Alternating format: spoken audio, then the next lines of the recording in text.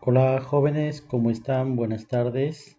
Eh, Les doy la bienvenida al inicio de la semana número 12 de la unidad didáctica de productividad y competitividad. Reciban el cordial saludo de su profesor Iván Martínez. El día de hoy, según lo que estipula, ¿no?, el sílabo, la cual ustedes ya tienen colgado desde el inicio del semestre académico 2021, nos toca hablar sobre el tema pronóstico de la demanda, la cual el elemento de capacidad a desarrollar es que ustedes elaboren pronósticos de acuerdo a la demanda. El indicador, el producto que ustedes van a presentar es diseñar un pronóstico teniendo en cuenta la demanda desconocida, constante, con tendencia y estacional. ¿Ya? Eh, en la plataforma virtual del instituto, ustedes ya van a poder encontrar ahí colgado la ficha de aprendizaje, la ficha informativa. Les he aperturado un foro de socialización, la cual se trata sobre un video sobre el pronóstico de la demanda, en la cual les estoy sugiriendo a ustedes emitir un comentario, ¿no?, personal, de manera respetuosa y responsable acerca de lo que trata del tema de esta semana. ¿Ya, chicos? Muy bien, entonces vamos a dar inicio a nuestra sesión del día de hoy eh, con respecto al tema de pronóstico de la demanda. ¿Ya? Muy bien. Como sabemos, pronosticar es predecir el futuro, cualquiera que sea el bien, ¿no?, fabricado o los servicios ofrecidos por las organizaciones. Es muy raro que estos se puedan producir de manera inmediata. Por esto, es necesario estimar con anticipación la cantidad de estos bienes o servicios que serán solicitados, ¿no?, para así poder planear los recursos y obtener los inventarios que permitan responder a esta demanda. En este sentido, los pronósticos son el punto de partida de todas las operaciones de administración de la cadena de suministro.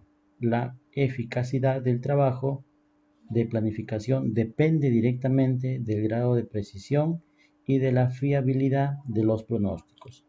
A pesar que el pronóstico de la demanda es generalmente responsabilidad del personal de mercadotecnia o del departamento de ventas, los responsables de las operaciones deben comprender cómo obtenerlos para ser capaces de evaluar su precisión y los riesgos asociados.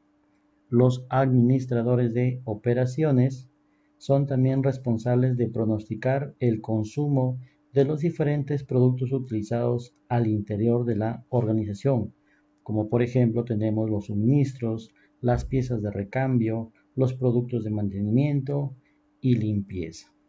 ¿Ya? Cuando hablamos, muchachos, del pronóstico de demanda, ¿no? Este tiene o contiene algunas características, ¿ya? Que el pronóstico jamás puede ser perfectamente exacto, siempre existe un margen de error el cual hay que conocer y considerar.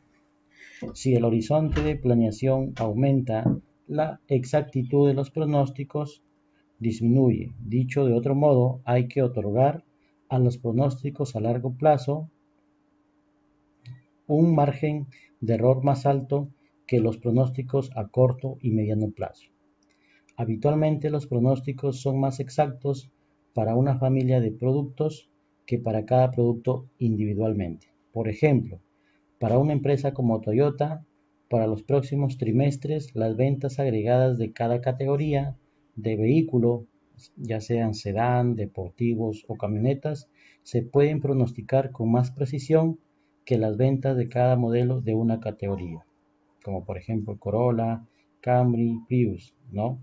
Si tratáramos de pronosticar las ventas de cada versión, de cada modelo o de cada color, de cada versión, el grado de inexactitud aumentaría aún más.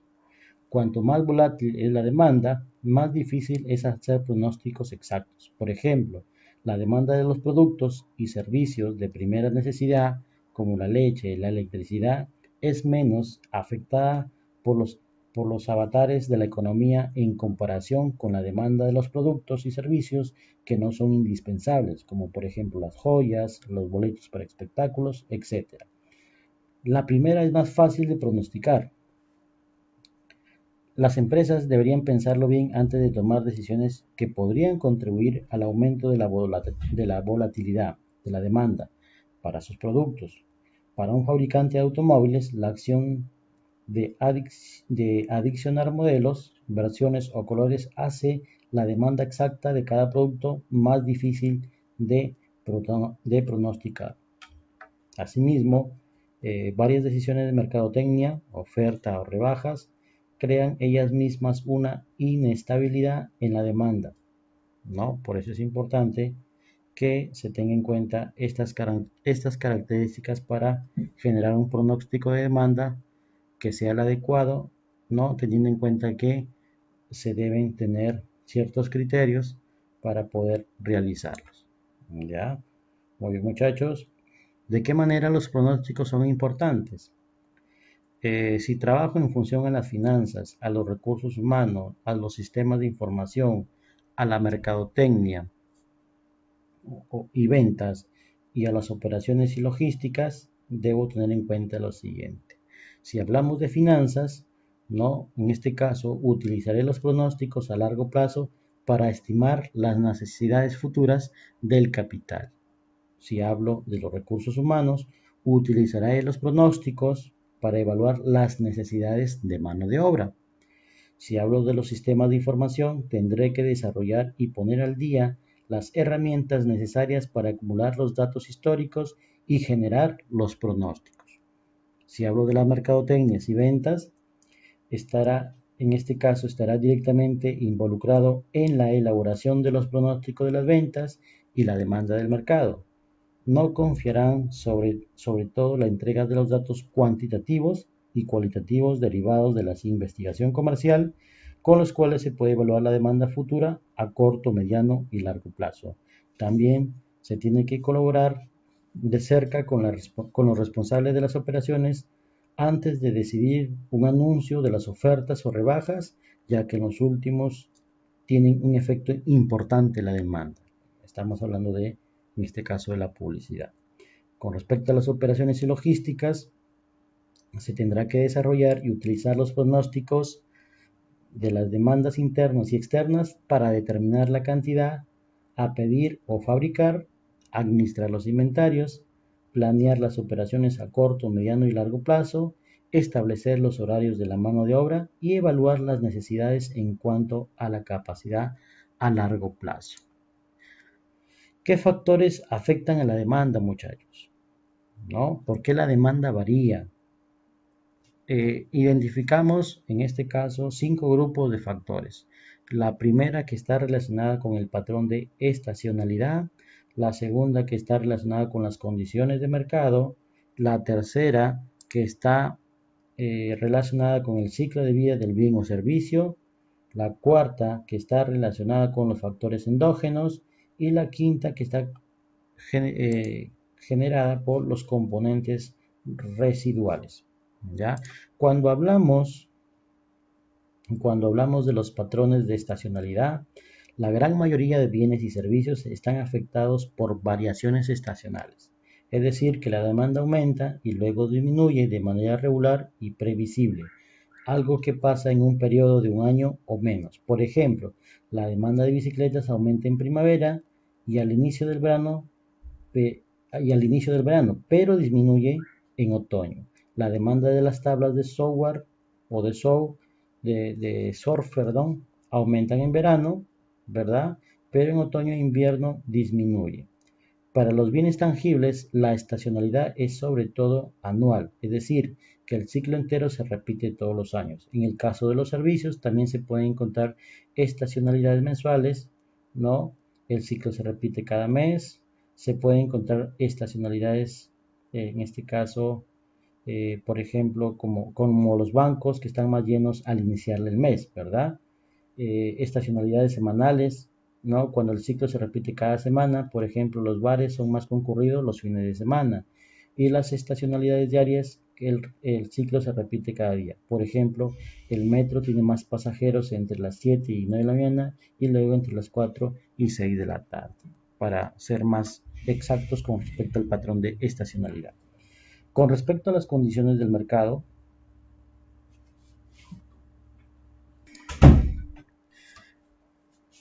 las condiciones del mercado, en este caso todos los elementos del ambiente, como por ejemplo estamos hablando del ambiente político, del ambiente económico, del ambiente social, del ambiente tecnológico, ecológico, legal, perdón, son susceptibles de tener un efecto en el mercado y en consecuencia en la demanda. Por ejemplo, la demanda para los vehículos eléctricos está directamente influenciada por los precios de la gasolina, la mejora de las tecnologías, el compromiso del gobierno para reducir las emisiones de gases de efecto invernadero, la presión de los ecologistas, etc.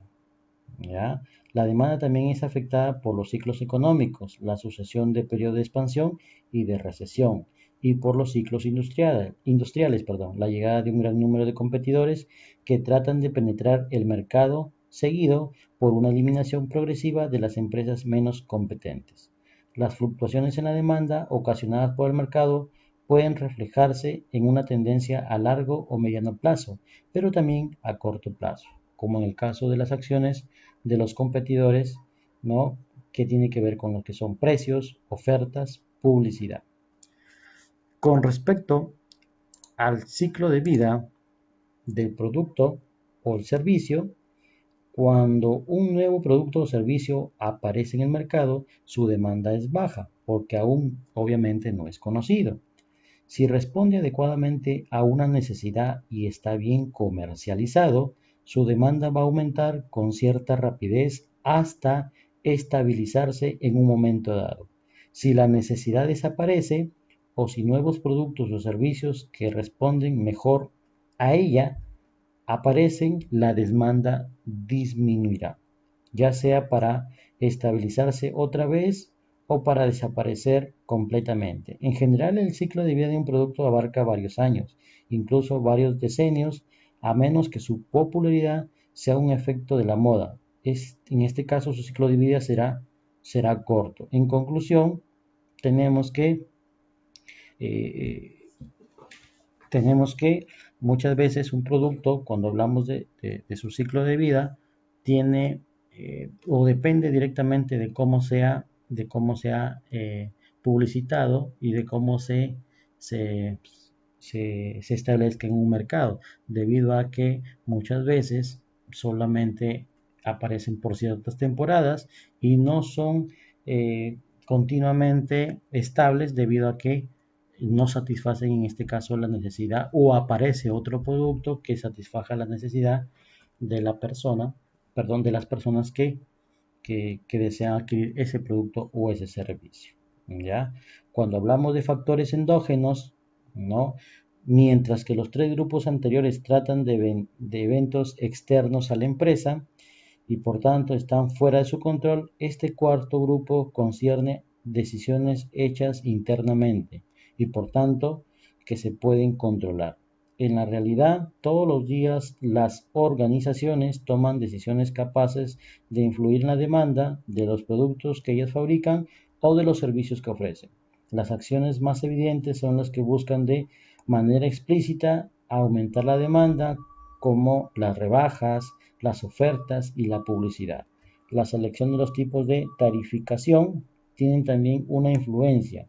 Por un lado, un precio fijo que no varía según la cantidad consumida aumenta la demanda. Y por otro lado, una tarifa que depende de la utilización tiende a reducir. Asimismo, el lanzamiento de nuevos productos o servicios que podrían sustituir o las que ya existen afectan a la demanda por estos últimos, tal como se puede notar con frecuencia en la industria de los productos electrónicos y del software, donde las empresas recurren a estrategias de obsolescencia planificada, ¿no? Con la apertura de nuevos puntos de ventas, tienen también un impacto en la demanda de las otras sucursales de la misma empresa, sobre todo si están situadas cerca.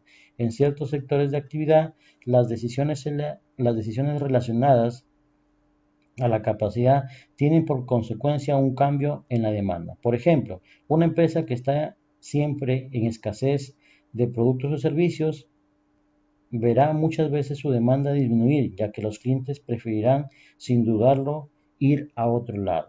Al revés, el aumento de la capacidad en sectores tales como los servicios de salud pueden aumentar la demanda porque los pacientes preferirán consultar a un médico si no tienen que enfrentarse a una larga cola de espera. Lo que normalmente sucede con esta situación que está pasando hoy en día, donde pues debido al sector salud que hablamos del Estado, del público, pues muchas personas están optando por ir a las clínicas a pesar de las grandes cantidades que les cobran, no debido a que acá son atendidas de manera, entre comillas, mucho más rápida. ¿Ya? Cuando hablamos del componente residual o aleatorio, como su nombre lo indica, esta categoría incluye todas las causas identificables o no que no se tomarán en cuenta en las categorías anteriores.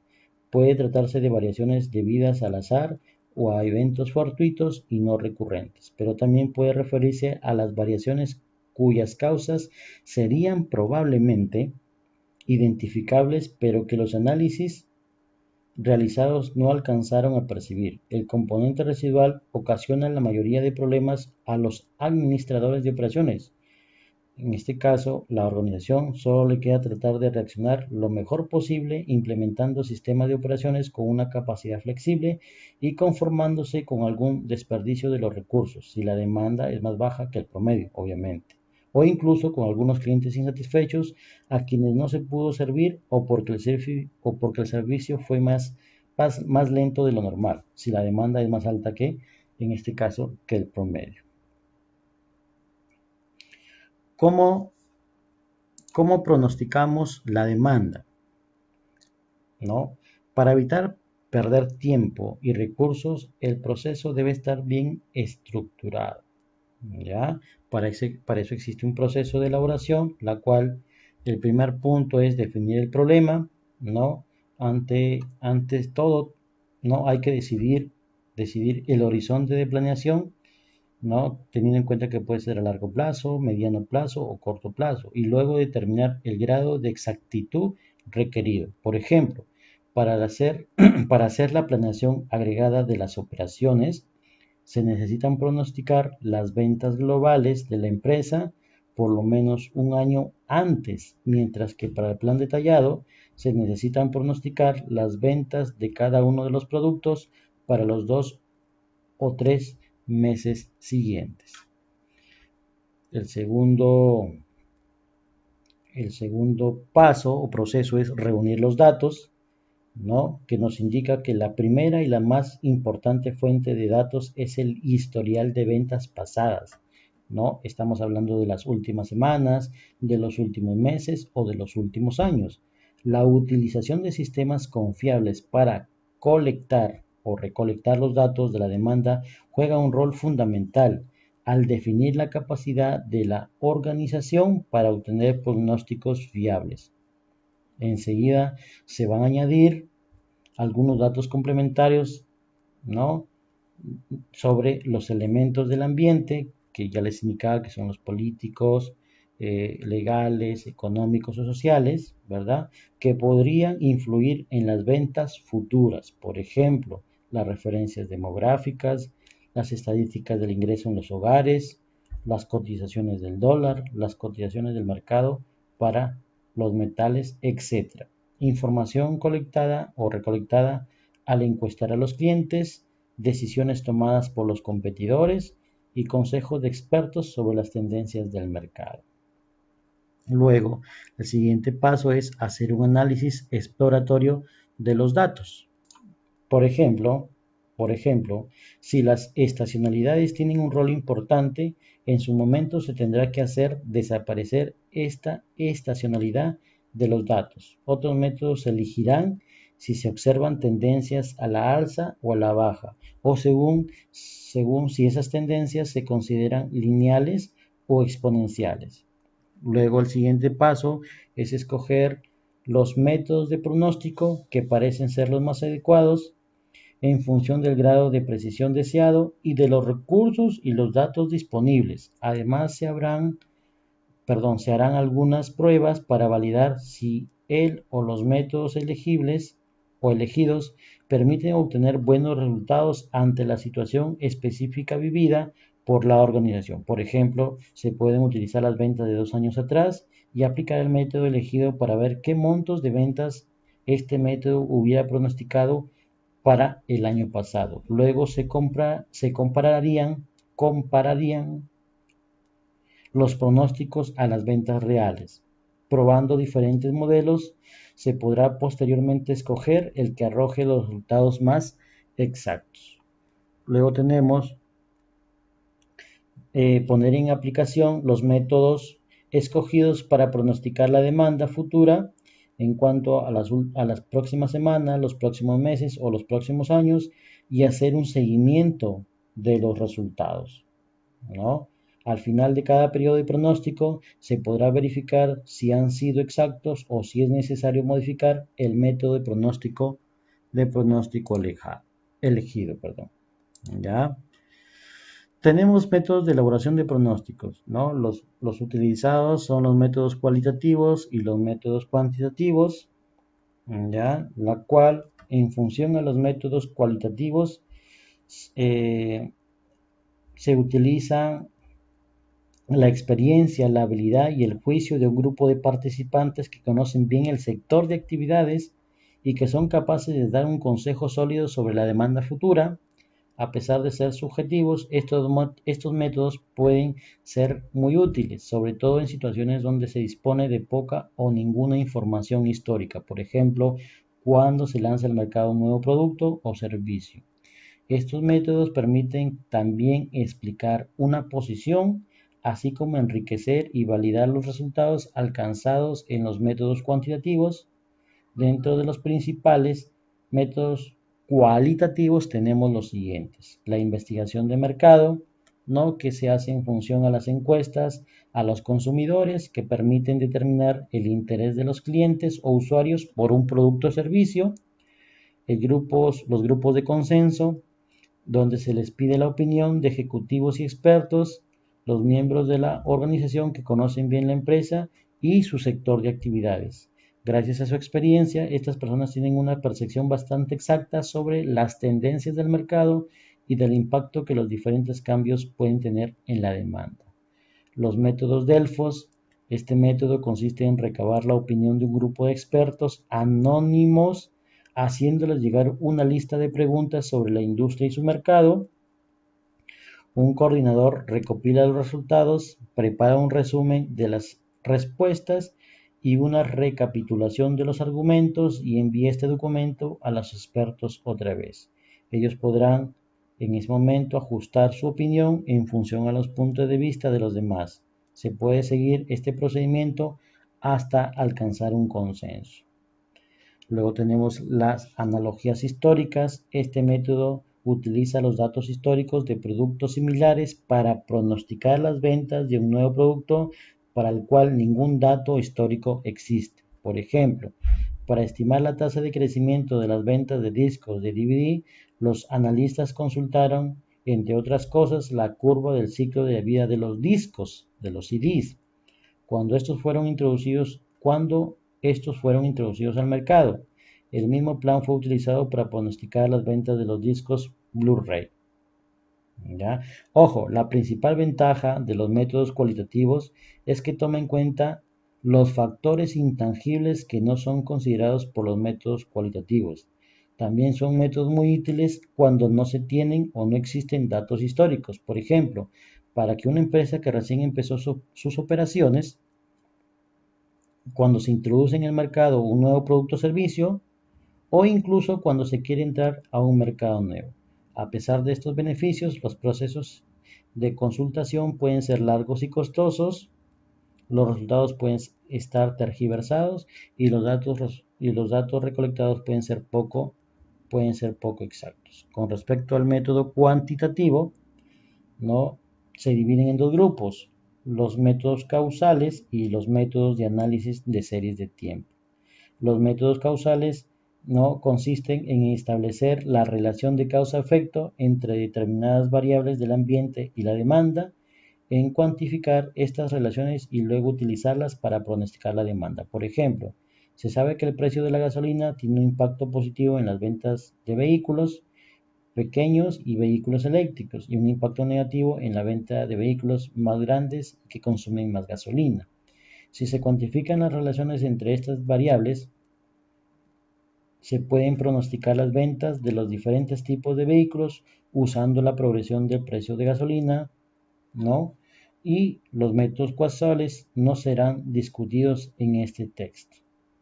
Los métodos de series de tiempo utilizan los datos de la demanda pasada para pronosticar la demanda futura, tal como se verá en la siguiente sección, ¿no? Estos métodos dan por sentado que el pasado define el futuro y al hacer esto descuida los cambios en el ambiente que podrán o que podrían afectar la demanda futura. Sin embargo, una vez que se han instalado los sistemas que permiten la recolección y el análisis de los datos asociados a la demanda, estos métodos son menos costosos, rápidos de utilizar y parecen ser más objetivos que los métodos cualitativos. Cabe indicar que no es obligatorio elegir entre los métodos cualitativos o los cuantitativos, como se discutirá, en una explicación futura, ya que varios métodos de análisis cuantitativo son muy simples y pueden implementarse en casi cualquier tipo de organización. No obstante, estos métodos son enriquecidos si se complementan con la experiencia y la habilidad humana, sobre todo cuando es necesario evaluar las tendencias futuras o el efecto a corto plazo de las acciones de los competidores. Mediante la combinación de métodos cuantitativos y cualitativos y probando bien los modelos seleccionados, se puede obtener pronósticos bastante fiables. Luego tenemos los métodos, el análisis de series de tiempo, tenemos los pronósticos ingenuos y los promedios móviles. Los métodos de análisis de series de tiempo pueden ser muy simples o muy complejos dependiendo del nivel de precisión que se quiere lograr. A continuación les voy a explicar a qué se refiere con el pronóstico ingenuo y el promedio móvil. Cuando hablamos de pronósticos ingenuos, nos dice que este método de pronóstico consiste en estimar la demanda del próximo periodo usando el periodo actual. Por ejemplo, si la demanda de enero fue de 250 unidades, se pronosticará una demanda de 250 unidades para el mes de febrero. Si la demanda de febrero es 275 unidades, se esperará una demanda de 275 unidades para el mes de marzo. En presencia de estacionalidades muy marcadas, será preferible utilizar el mismo valor que el ciclo anterior. Por ejemplo, para el mes de enero se utilizará la demanda del mes de enero del año anterior. Este método solo da buenos resultados si la demanda no presenta tendencias pronunciadas y está sujeta a muy pocas variaciones aleatorias. Con respecto a los promedios móviles, nos dice que este método consiste en calcular el promedio de la demanda de los últimos años o meses o semanas, ¿no? Estamos hablando de periodos más recientes. Por ejemplo, si se determina el promedio de los 3 últimos periodos, la demanda del mes de abril se estimará con el promedio de las demandas de enero, febrero y marzo. En mayo, el promedio se estimará con las demandas de febrero, marzo y abril. Es por eso que se denomina promedio móvil, ya que se desplaza de periodo en periodo. Esto se puede presentar, ¿no?, con la siguiente fórmula que les voy a indicar acá. Ya tenemos periodo, ya, t más 1, esto es igual Esto es igual a D más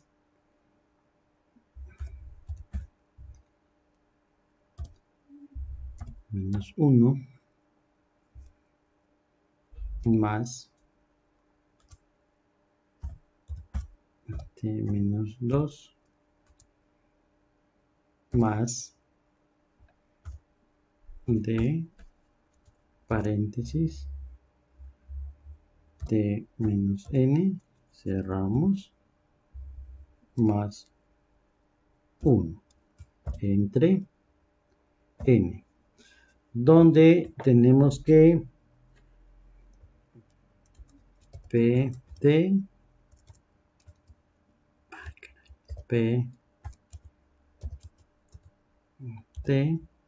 nos dice que es el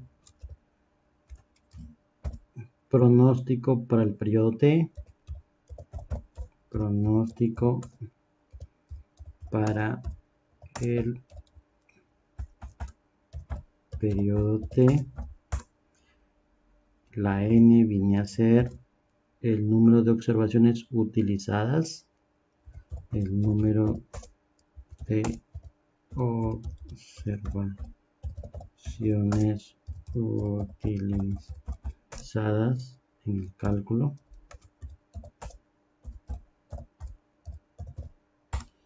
y tenemos la de T, que viene a ser demanda del periodo T, demanda del periodo T. Muy bien. ¿Ya? A través de esta fórmula nosotros podemos calcular los promedios móviles, que como bien lo indiqué, ¿no? Si yo quiero calcular el promedio de los 3 últimos periodos, en cuanto a la demanda del mes de abril, se estima el promedio de las demandas de enero, febrero y marzo. Si yo quiero estimar en mayo, el promedio se estimará con las demandas de febrero, marzo y abril, ya, la cual la fórmula es la siguiente, y que lo estaremos explicando en un ejemplo, ¿no? A través del grupo del WhatsApp. Ya, muchachos, muy bien, esto ha sido todo con respecto a la clase de hoy. Le enviamos un saludo a cada uno de ustedes, esperando que se encuentren bien, sobre todo teniendo en cuenta que aún seguimos con esta situación muy pero muy complicada,